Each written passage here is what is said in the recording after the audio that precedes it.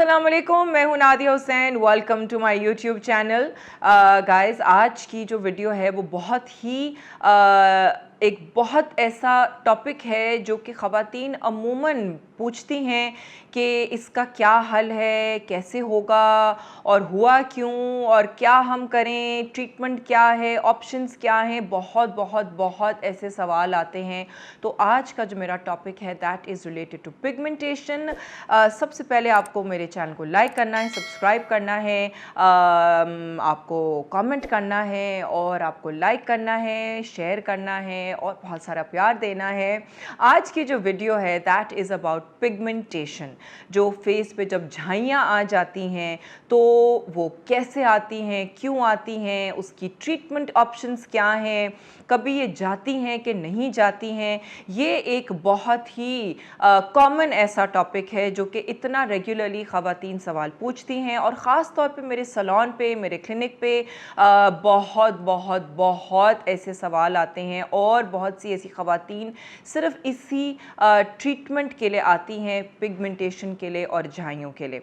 तो शुरू करते हैं कि पिगमेंटेशन होती क्यों है। ठीक है, सबसे पहले जो है वो आपको मैं थोड़ा सा जो है वो अगर साइंटिफिक तरीके से एक्सप्लेन करने की कोशिश करूं, वो ये है कि पिगमेंटेशन होती है कि जब जहाँ पे भी, जिस एरिया पे भी स्किन पे जो हमारे बॉडी के अंदर पिगमेंट के जो सेल्स होते हैं उसको कहते हैं मेलानिन। तो जब मेलानिन जो है वो होता है जो पिगमेंट हमारी बॉडी में होता है, जो हमारी स्किन को रंग देता है। और मेलानिन जो होता है वो हर इंसान में होता है, चाहे वो गोरा हो, चाहे वो ब्राउन हो, चाहे वो येलो हो, चाहे वो ब्लैक हो, किसी किस्म की भी रेस में हर इंसान में जो है जो भी कैटेगरीज आती हैं रेस की, जो रेशियल कैटेगरीज आती हैं, उनमें हर एक में जो है वो मेलानिन मौजूद है। सिर्फ उसकी मिकदार जो है वो कम या ज़्यादा होती है। जैसे कि हम ब्राउन लोग हैं तो ब्राउन लोगों में जो है वो एक सर्टेन मिकदार होती है। कंपैरिजन में अगर हम ब्लैक्स को देखें तो ब्लैक्स में जो है ज़ाहिर है मेलानिन ज़्यादा होता है। ठीक है, अगर हम गोरों को देखें तो उनमें मेलानिन बहुत कम होता है। लेकिन जो मेलानिन होता है वो पिगमेंट कहलाता है जो कि हमारी बॉडी में होता है, जो कि हमारी स्किन में जब रंगत देता है तो वो जिन एरियाज़ में अगर कोई जो वजूहात है वो मैं अभी आपसे डिस्कस करूंगी, जिस एरिया में जो है वो मेलानिन का डिपॉजिट जो है वो ज़्यादा हो जाता है, वहाँ पे आपको पिगमेंटेशन शुरू हो जाती है। ठीक है ना, पिगमेंटेशन की डिफरेंट कैटेगरीज भी आती हैं। जो बहुत कॉमन कैटेगरी है वो है फ्रेकल्स। ठीक है ना, फ्रेकल्स जो हैं वो बहुत कॉमनली मिस्टेक किया जाता है मेलाज़मा से। ठीक है, फ्रेकल्स सिर्फ वो होते हैं जो कि छोटे छोटे आपके फेस के ऊपर ऐसे ऐसे जैसे कि मल्टीपल तिल होते हैं। ठीक है, वो कहलाते हैं फ्रेकल्स। हमारी ख़वातीन अमूमन जो फेस पे झाइयाँ होती हैं उसको कहती हैं फ्रेकल्स, जो कि गलत है। वो फ्रेकल्स नहीं होते हैं, वो झाइयाँ होती हैं, वो पिगमेंटेशन होती है, तो वो फ्रेकल्स नहीं होते हैं। फ्रेकल्स एक्चुअली छोटे दाने होते हैं। पिक्चर में जो है वो आप देख सकते होंगे कि जी ये वाली जो चीज़ है ये फ्रेकल्स है, और इस तरफ जो है वो आप देखेंगे कि ये जो है वो एक्चुअल मेलाज़मा है, जिसके बड़े बड़े पैचेस आते हैं फेस के ऊपर। जो पैचेस बन जाते हैं वो कहलाता है मेलाज़मा। तो जो फ्रेकल्स और मेलाज़मा में दोनों चीज़ों में फ़र्क आपको मालूम होना बहुत ज़रूरी है। फ्रेकल्स जो हैं वो हम बेबीज़ में भी फ्रेकल्स होते हैं, बच्चों में फ्रेकल्स होते हैं। ये एक बहुत नेचुरल चीज़ होती है जो कि आप एक्चुअली पैदा होते हैं फ्रेकल्स के साथ। ठीक है, वो आपके फेस पे मौजूद होते हैं, बचपन से मौजूद होते हैं, या अगर जब आप बड़े हो रहे होती हैं, अगर आपके फॉर एग्जांपल पेरेंट्स के फ्रेकल्स होते हैं, जो छोटे छोटे ऐसे तिल होते हैं मुंह पे, अगर आपके पेरेंट्स के फ्रेकल्स होते हैं तो आपके भी फ्रेकल्स जो हैं वो फेस पे हो सकते हैं। लेकिन जो मेलाज़मा होता है वो एक अलग चीज़ है ना। मेलाज़मा की जो है वो मोस्ट कॉमन जो कॉज है वो है हमारी बॉडी की पिगमेंटेशन, वो हमारी बॉडी के हार्मोन्स। ठीक है, ख़ास तौर पे ख़वातीन में जब हार्मोनल चेंजेस होते हैं تو ہماری باڈی جو ہے وہ سرٹن ایریاز میں زیادہ پرون ہو جاتی ہے پگمنٹیشن کے لیے. ٹھیک ہے, جب باڈی میں ہارمونل چینجز آتے ہیں, وہ چینجز آتے ہیں جب ہماری باڈی میں جب چینجز آتے ہیں, جب لڑکیاں جو ہیں جو بالغ ہوتی ہیں تب وہ جو چینجز آتی ہیں باڈی میں, تب جو ہے وہ ہارمونل چینجز آتے ہیں. جب لڑکیاں جو ہیں وہ پریگننٹ ہوتی ہیں تب ہارمونل چینجز آتے ہیں. ٹھیک ہے, جب پریگننسی ختم ہو جاتی ہے پھر ہارمونل چینجز آتے ہیں. منتھلی سائیکل میں بھی ہارمونل چینجز آتے ہیں. ٹھیک ہے, اس کے بعد جب ہم تھوڑی سی بڑی عمر میں ہوتے ہیں, جب ہمارا جو ہم مینوپوز کے قریب جا رہے ہوتے ہیں, جب ہمارا منتھلی سائیکل جب ختم ہونے کے ٹائم پہ جب ہم آتی ہیں, خواتین آتی ہیں, تب ہماری ہارمونل چینجز ہوتے ہیں. تب بھی جو ہیں وہ ہماری سکن کے اوپر ڈفرینٹ ہارمون کی چینجز کی وجہ سے ہماری سکن پہ بھی بہت ڈفرینٹ اثرات ہوتے ہیں, اور ان میں جو ہے وہ عموماً پگمنٹیشن بھی ہوتی ہے. ٹھیک ہے, سو جب پگمنٹیشن ہوتی ہے تو ہم جو ہے اس کو دیکھنا پڑتا ہے کہ یہ پگمنٹیشن کیوں ہوئی ہے.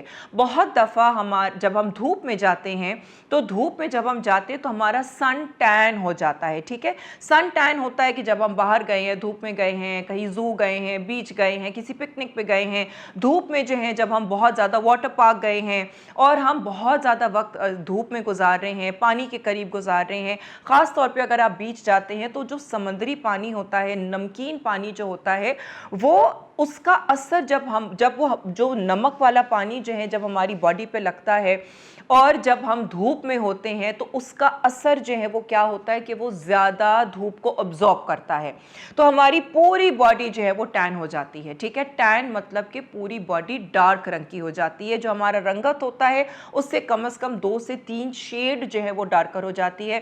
جہاں ہم نے کپڑے پہنے ہوتے ہیں, اگر ٹی شرٹ پہنی ہے یا کوئی ایسا ٹینک ٹاپ پہنا ہے, ہاف آستین کے پہنے ہیں, ہم نے ٹائٹس پہنے, ہم نے کوئی شارٹس پہنی ہے, کچھ بھی ہم نے پہنا ہو, چپل پہنی ہوئی ہے, چپل کے نشان آ جاتے ہیں, گھڑی کے نشان آ جاتے ہیں, انگوٹھی کے نشان آ جاتے ہیں. کچھ بھی ہم نے ایسا کچھ پہنا ہوا ہو جہاں پہ وہ والی ایریا جو ہے وہ کورڈ ہے, اور جو ایکسپوزڈ ایریا ہے وہ جو دھوپ میں ایکسپوزڈ ہے وہ ڈارک ہو جاتا ہے. ٹھیک ہے, تو یہاں پہ ہمیں جو ہے وہ سن ٹین ہو رہا ہوتا ہے. یہ پگمنٹیشن بھی, اس کو بھی ہم پگمنٹیشن بولتے ہیں, کیونکہ پوری کی پوری جو ہماری باڈی ہوتی ہے, جو ایکسپوزڈ ایریاز ہوتے ہیں, جب ہم دھوپ میں جاتے ہیں تو وہ جب دھوپ میں جو ہے وہ میلنن جو ہوتا ہے ہماری باڈی میں وہ زیادہ ایکٹیو ہو جاتا ہے. تو جب ہم دھوپ میں جاتے ہیں, جب میلنن زیادہ ایکٹیو ہوتا ہے تو وہ ایریاز جو ہیں وہ ڈارک ہو جاتے ہیں. ٹھیک ہے, تو اب آپ کو ڈفرنس جو ہے وہ سمجھنا بہت ضروری ہے. فریکلز کا ڈفرنس, میلازما کا ڈفرنس اور سن ٹین کا ڈفرنس. ٹھیک ہے, سن ٹین میں جو ہے وہ ڈیفینیٹلی کیونکہ پوری باڈی پہ اگر ہو جاتا ہے, اگر آپ نے کپڑے ایسے پہنے ہیں یا آپ نے بند بھی اگر آپ نے کپڑے پہنے ہیں تو صرف یہاں تک جو ہے اگر آپ نے کپڑے پہنے تو یہ حصہ جو ہے وہ آپ کا ڈارک ہو جائے گا, یہ حصہ جو ہے وہ آپ کا لائٹر رہے گا. اگر آپ نے ہاف آستین پہنے ہیں تو یہاں تک جو ہے وہ آپ کا لائٹر رہے گا, یہ پورا آپ کا جو ایریا ہے وہ ڈارک ہو جائے گا. فیس کیونکہ ایکسپوزڈ ہوتا ہے, فیس اور گردن تک جو ہے وہ آپ کا ڈارک ہو جائے گا. جہاں آپ نے کپڑے پہنے وہاں پہ جو ہے وہ آپ کا لائٹر رہے گا. تو یہ ایک بہت ہی جو ہے وہ دھوپ میں جانے کا بہت برے اثرات ہوتے ہیں. اسی وجہ سے ہم دیکھتے ہیں عموماً باہر کے ملکوں میں جب خواتین خاص طور پہ بیچ پہ یا پول سائڈ پہ جو ہے جب وہ ٹیننگ کرتی ہیں تو انہوں نے جو ہے وہ آلموسٹ منیمل قسم کے کپڑے پہنے ہوئے ہوتے ہیں, 2 پیس انہوں نے کپڑے پہنے ہوئے ہوتے ہیں. بہت تو ایسے بیچز ہوتے ہیں جہاں پہ کچھ کپڑے پہنتے ہی نہیں ہیں, یا ہر کوئی جو ہے وہ بس ویسی دھوپ میں لیٹا ہوا ہے تاکہ وہ اپنی باڈی کو ٹین کرے, تاکہ وہ ایون ٹین آئے. ٹھیک ہے, ہمارے یہاں آف کورس کیونکہ ہم لوگ کپڑے پہنتے ہیں, اور جب ہم اگر بیچ پہ جا رہے ہیں تو ہم اگر سمندر میں بھی جا رہے ہیں تو ہم نے شلوار قمیض پہنا ہے یا ٹائٹس پہنی ہے, پینٹ پہنی ہے, اپنے ہاف آستین, فل آستین یا جو بھی ہم نے پہنا ہوا ہے, ہماری باڈی الگ الگ رنگ کی ہو جاتی ہے. ٹھیک ہے, یہ ایک بہت بڑا مسئلہ ہوتا ہے. لیکن اس کو ٹریٹ کرنے کے لیے ہمیں صرف لوکلائزڈ ایریا کو ٹریٹ کرنا ہے. ہاتھ ہو گئے, پاؤں ہو گئے, چہرہ ہو گیا, جو ایریا ایکسپوزڈ ہے ہمیں اس کو ٹریٹ کرنا ہے. سن ٹین جو ہے وہ زیادہ آسانی سے چلا جاتا ہے اگر آپ ہوم ریمیڈیز کرتے ہیں, جیسے کہ नींबू हनी का मास्क लगा लिया, या बेकिंग सोडा के साथ भी जो है वो आप एक मास्क लगा के बेकिंग सोडा और उसमें विनेगर भी डाल के और लेमन भी डाल के अगर आप अपना जो है वो स्क्रबिंग करते हैं। बेसन के साथ बहुत सी ख़वातीन बेसन में दही और शहद और नींबू डाल के बेसन के साथ भी जो बहुत सी ख़वातीन है वो भी मास्क लगाती है, थोड़े से अपने एक्सफोलिएशन करती हैं। Over a period of time जो सन टैन होता है वो डेफिनेटली रिड्यूस हो जाता है। ठीक है, ज़ाहिर टाइम लगता है, कभी कभार 6 महीने लग जाते हैं, कभी कभार ऑलमोस्ट पूरा साल भी लग जाता है। डिपेंड करता है कि वो टैन कितना बुरा हुआ है और आपने कितना ज़्यादा जो है वो आपका एक्सपोजर रहा है। जहाँ पे हम बात करते हैं झाइयों की, जो कि है पिगमेंटेशन, जो कि हार्मोनल चेंजेस की वजह से होती हैं, वो हमारी अमूमन होती हैं इस एरिया पे, चीक्स के एरिया पे होती हैं, जो कि यहाँ पे ये पूरे पैचेस बन जाते हैं। इसको बोलते हैं एट टाइम्स बटरफ्लाई पैटर्न, कि हमारे फेस के ऊपर, यहाँ पे माथे के ऊपर, यहाँ इस एरिया पे जो है वो हमारे ऐसे ऐसे पैचेस बन जाते हैं। कई दफ़ा जो है वो अलग अलग भी पैचेस बन जाते हैं, कई यहाँ पे पैच बन गया, यहाँ पे पैच बन गया, यहाँ पे अलग अलग भी पैचेस बनते हैं। लेकिन अमूमन जो मेलाज़मा होता है वो फेस के दोनों साइड्स पे होता है। मोस्टली प्रेगनेंसी में शुरू होता है, एट टाइम्स प्रेगनेंसी के बाद भी शुरू हो जाता है। लेकिन ख़ास तौर पे जैसे मैंने कहा, अगर हम मेनोपॉज की तरफ जा रहे होती है जो ख़वातीन, उनमें भी जो है वो हार्मोनल चेंजेस की वजह से पिगमेंटेशन शुरू हो जाती है। अब मेलाज़मा जो है वो एक बहुत ढीठ चीज़ होती है। ठीक है, मेलाज़मा को ख़त्म करने के लिए आई वुड से कि एक चीज़ आपको अंडरस्टैंड करना बहुत ज़रूरी है। ये एक ऐसा प्रॉब्लम है जो ज़िंदगी भर ख़त्म नहीं होगा। ठीक है, ये अगर आप इस बात को अंडरस्टैंड करते हैं तो आपकी ज़िंदगी बहुत आसान रहेगी और आप जो है वो आपका माइंड ऐसा रहेगा कि आपको अंडरस्टैंड जब ये चीज़ होगी कि ये ज़िंदगी भर ये नहीं जाएगी, तो आपको जो है वो, जब आपको पता है कि आपको कुछ ना कुछ करते रहना ज़रूरी है, तब जो है वो आप सुकून में आएंगी। And you will also accept कि हाँ ठीक है, ये एक ऐसा प्रॉब्लम है कि जिसके ऊपर मुझे कॉन्स्टेंटली वर्क करना है। ठीक है, अब इसके अंदर जो है वो आपके पास ट्रीटमेंट ऑप्शंस क्या हैं, ये बहुत ज़रूरी है जानना। ठीक है, इसके अंदर ख़ास तौर पे मेलाज़मा के लिए बहुत सी ऐसी क्रीम्स आती हैं जिसमें हाइड्रोकोर्टिज़ोन होता है, हाइड्रोक्विनोन होता है, उसके अंदर आइसोट्रेटिनॉइंस भी होते हैं जो कि हमारी स्किन के ऊपर एक्सफोलिएशंस करते हैं। और जो कोर्टिज़ोन होता है वो भी जो है वो एक फ़ास्ट एक्टिंग उसको बना देता है। हाइड्रोक्विनोन भी जो है वो मेलानिन, जो हमारी बॉडी में जो पिगमेंट जैसे मैंने कहा, वो उसको रिड्यूस करता है। लेकिन ये जो क्रीम्स होती हैं ये हम बहुत ज़्यादा लॉन्ग टर्म के लिए यूज़ नहीं कर सकते हैं। हाइड्रोक्विनोन जिस क्रीम में होगी उसको आपको मैक्सिमम 3 महीने इस्तेमाल करना है और उसके बाद आपको रोकना है और आपको कम से कम 1 महीने का गैप देना है और उसके बाद आपको जो है वो वापस से आप इस्तेमाल करना शुरू कर सकते हैं। ठीक है, यहाँ पे ट्रीटमेंट ऑप्शंस में जो कि एस्थेटिक ट्रीटमेंट ऑप्शंस होती हैं, उसके अंदर कुछ लेज़र्स भी होती हैं जो कि अंदर जाके मेलानिन को, डायरेक्ट मेलानिन को, जो लेज़र्स होती है वो डायरेक्ट मेलानिन को जाके अटैक करती हैं और वो मेलानिन अंदर से रिड्यूस होता है। लेकिन अगेन ये जो ट्रीटमेंट्स होती हैं ये महंगी होती हैं, जैसे कि CO2 लेज़र होता है, पीको लेज़र होता है। पीको लेज़र इतना ज़्यादा अच्छा काम नहीं करता है, लेकिन CO2 होता है। इसके अंदर देयर आर सर्टन लेज़र्स, जैसे कि अगेन नाम जो है वो अगर मैं लूँ तो I don't want to really take the names of the lasers, लेकिन जो उसकी एक्चुअल जो काम है उसका वो मुझे अगर मैं बताऊं तो वो जो है वो आपको अंडरस्टैंड करना ज़रूरी है कि इसके अंदर जो CO2 लेज़र्स होते हैं, जो फ्रैक्शनल लेज़र्स होते हैं, ये ऐसे लेज़र्स होते हैं जो कि अंदर हमारी डीप स्किन के अंदर जाके ये छोटे छोटा ट्रॉमा ऐसे करते हैं जो कि इंटरनली जो है वो स्किन को रिजुवनेट करते हैं। ठीक है, तो एट टाइम्स जो है वो, लेकिन मल्टीपल सेशंस इसके होना ज़रूरी हैं। ठीक है, ईच सेशन जो है वो अच्छा खासा महंगा भी हो जाता है अगर आप अफोर्डिंग है एस्थेटिक ट्रीटमेंट्स कराने के लिए। ठीक है, उसके बाद अगर नहीं है तो हमारे पास ऑप्शंस आती हैं माइक्रो नीडलिंग की, केमिकल पीलिंग की, اور ساتھ میں of course home care is the most important thing.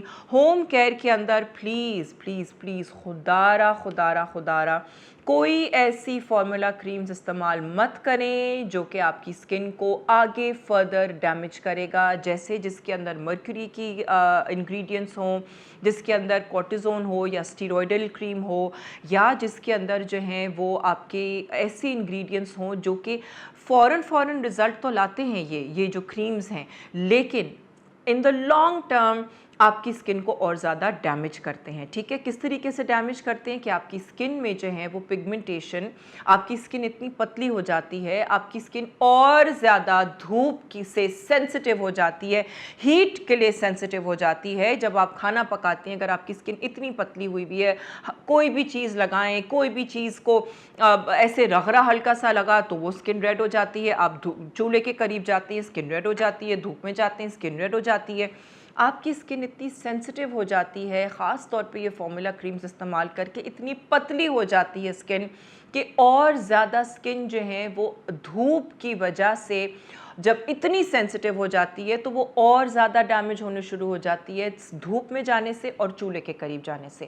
تو جب یہ فارمولا کریمز آپ استعمال کرتے ہیں تو ڈیفینیٹلی میں یہ بالکل مانتی ہوں کہ یہ اتنا فوراً والا ٹریٹمنٹ ہے, لیکن لانگ ٹرم میں اور زیادہ ڈیمیجنگ ہے آپ کی اسکن کے لیے. ٹھیک ہے, اور جب آپ فارمولا کریم استعمال کر کے جب اس پوائنٹ پہ آپ کو پگمنٹیشن شروع ہو جاتی ہے, فارمولا کریم استعمال کرنے کے بعد جب آپ کی پگمنٹیشن شروع ہوتی ہے, پھر وہ پگمنٹیشن نہیں جاتی ہے, چاہے کچھ کر لیں وہ پگمنٹیشن نہیں جائے گی.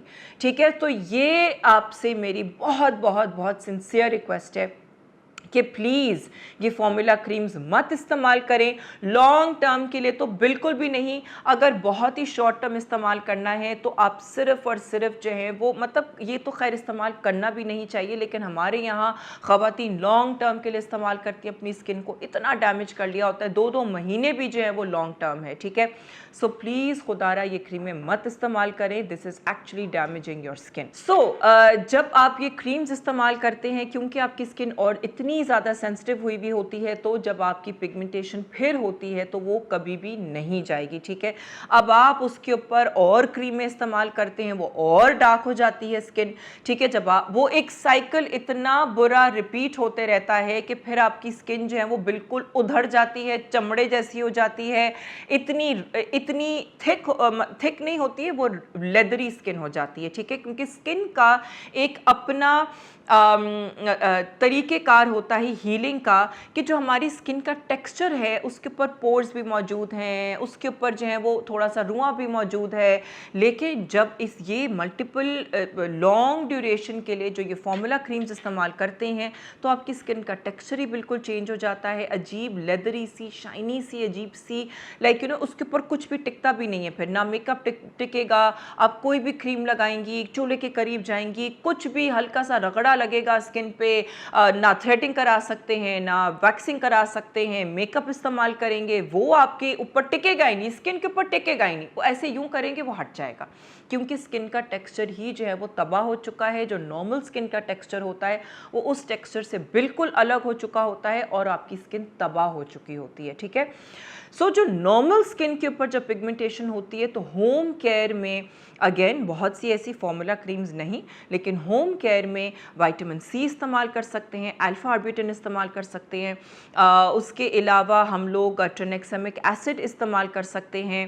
ہم لوگ ہوم کیئر جو ہوم ریمیڈیز ہیں, ہوم ریمیڈیز میں بھی بہت سی ایسی چیزیں ہیں جو ہم کر سکتے ہیں. ٹماٹر کر سکتے ہیں, بیسن کر سکتے ہیں, لیمن ہنی کر سکتے ہیں, اور بیکنگ سوڈا بھی کر سکتے ہیں. لائک یہ تو آف کورس ہوم کے جو ٹوٹکے ہوتے ہیں, جو دیسی ٹوٹکے ہوتے ہیں, یہ بھی استعمال کر سکتے ہیں. لیکن آف کورس یہ بھی جاننا بہت ضروری ہے کہ دیسی ٹوٹکے کرنے سے کوئی میجیکل کوئی رزلٹ نہیں آتا ہے. اس کو اگین इन चीज़ों को भी आपको लॉन्ग टर्म आप रेगुलर इस्तेमाल करते रहेंगे, तब ही जो है वो आपकी स्किन के ऊपर कोई डिफरेंस आएगा। लेकिन हमारे यहाँ अमूमन होता क्या है कि ज़ाहिर है फ़ौरन रिज़ल्ट चाहिए होता है, टाइम नहीं मिलता इतना रेगुलरली ट्रीटमेंट करने के लिए। 6 हफ्ते में एक दफ़ा कर लिया, अच्छा नहीं, हर 4 दिन पे 5 दिन पे नहीं कर सकते, 6 हफ्ते में एक दफ़ा किया, लेकिन फिर भी जो है वो फ़ौरन रिज़ल्ट चाहिए। ऐसे नहीं होता है। अगर देसी टोटके भी इस्तेमाल करने हैं तब भी आपको रेगुलरली जो है वो ये आपको ट्रीटमेंट्स करनी है, ताकि आप अपनी स्किन को जो है वो जो एक्चुअली जो आपका स्किन का प्रॉब्लम है, अगर आप उसको रेगुलरली एड्रेस करते हैं तब जो है वो उसमें कोई ना कोई बेहतरी आती है। ठीक है, सो ट्रीटमेंट्स हैं, होम केयर है, देसी टोटके हैं। वजह जानना ज़रूरी है कि क्या वजह है। अगर आपके नॉर्मल हार्मोनल चेंजेस की वजह से पिगमेंटेशन हो रही है तो आपको उस सूरत में भी रेगुलरली आपको कोई ना कोई ट्रीटमेंट करना ज़रूरी है। होम केयर बहुत रेगुलर रखना ज़रूरी है, वरना ये ट्रीटमेंट अगर आप रेगुलर नहीं रहेंगे ये वक्ती तौर के लिए चला जाएगा, उसके बाद वापस से डार्क हो जाएगा। धूप से बचाव बहुत बहुत एसेंशियल है, सन ब्लॉक लगाना एसेंशियल है। अगेन चूल्हे से भी जो है जब आप ट्रीटमेंट्स कर रहे होते हैं, देसी टोटके कर रहे होते हैं, होम केयर कर रहे होते हैं, चूल्हे से भी आपको थोड़ा बहुत केयरफुल रहना पड़ता है। ऐसा बिल्कुल भी नहीं मैं कह रही हूँ कि जी बिल्कुल भी चूल्हे के करीब ना जाएं, लेकिन लॉन्ग ड्यूरेशन के लिए चूल्हे से दूर रहें। ठीक है, अगेन उस वहाँ पे भी जो है वो आप सन ब्लॉक लगाएं, बिकॉज जो यूवी रेज भी जो होती हैं, जो धूप से आती हैं, जो चूल्हे से आती हैं, वो हमारी पिगमेंटेशन को और ज़्यादा इन्हांस करती है। ठीक है, तो इसी वजह से हम बोलते हैं कि सन ब्लॉक जो है वो क्यों इतना इसेंशियल है, ख़ास तौर पे जब आपकी पिगमेंटेशन ऑलरेडी है। ठीक है, अब इसको हम मेकअप से भी कवर कर सकते हैं। ऑफ कोर्स मेकअप से कवर करने का एक अलग ट्यूटोरियल मैं दूंगी, लेकिन जो एक्चुअल वजह है पिगमेंटेशन की और उसकी हम क्या क्या अलग अलग जो हैं वो ट्रीटमेंट के ऑप्शंस हैं, ये मुझे आज आपको बताना बहुत ज़रूरी था। आई होप कि आपको जो है वो समझ आया हो। और ख़ास तौर पे अगर आपका कुछ ऐसा प्रॉब्लम हो रहा है, प्लीज़ ज़रूर किसी डर्मेटोलॉजिस्ट को विज़िट करें, किसी एस्थेटिक्स की जगह को विज़िट करें। मेरे सैलून पे आ सकते हैं, आप मेरे साथ कंसल्टेशन कर सकते हैं। लेकिन of course a lot of times ये ट्रीटमेंट्स महंगी भी होती हैं, रेगुलरिटी चाहिए होती है इसके अंदर, और कंसिस्टेंसी चाहिए होती है होम केयर में भी। ठीक है, सो नथिंग इज़ मैजिकल। कोई भी ऐसी जादू की छड़ी नहीं है जो कि एक ही वक्त में जो है वो आपके हर मसले को सॉल्व कर दे। तो ये अंडरस्टैंड करना बहुत ज़रूरी है, और patience and consistency. So thank you so much for watching, and I hope कि आपको आज की वीडियो में बहुत इन्फॉर्मेशन मिली हो। मैंने कोशिश तो की है कि बहुत सारी इन्फॉर्मेशन जो है मैं एक वीडियो में डाल दूं। आई होप कि आपको आज की वीडियो अच्छी लगी होगी। ज़रूर मेरे चैनल को लाइक करें, सब्सक्राइब करें और शेयर करें, कमेंट करें और बहुत सारा प्यार दें। Thank you.